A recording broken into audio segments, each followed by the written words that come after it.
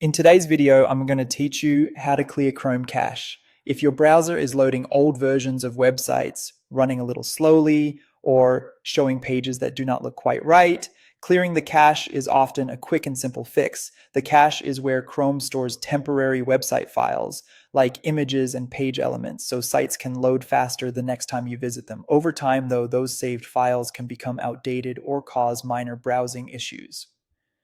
To get started, open Google Chrome on your computer. Once Chrome is open, look to the top right corner of the browser window. You'll see the three-dot menu icon there.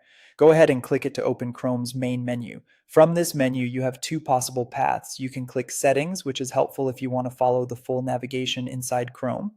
In some versions, you may also see a shortcut through More Tools and then Clear Browsing Data.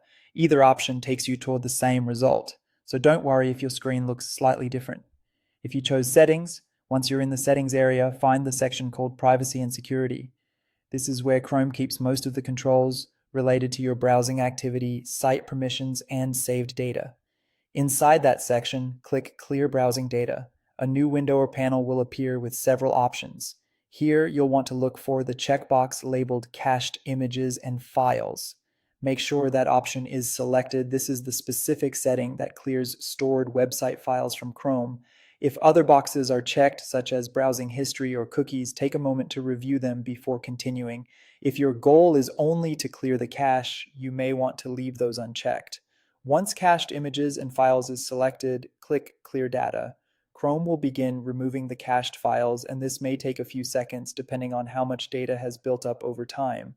After it's done, you can close the Settings tab and return to normal browsing. Keep in mind that some websites may load a little more slowly the first time you revisit them, since Chrome will need to download fresh versions of those files again. That's completely normal and usually a good sign that the cache has been successfully cleared. And that's it. You've now cleared your Chrome cache and refreshed the browser's stored website data.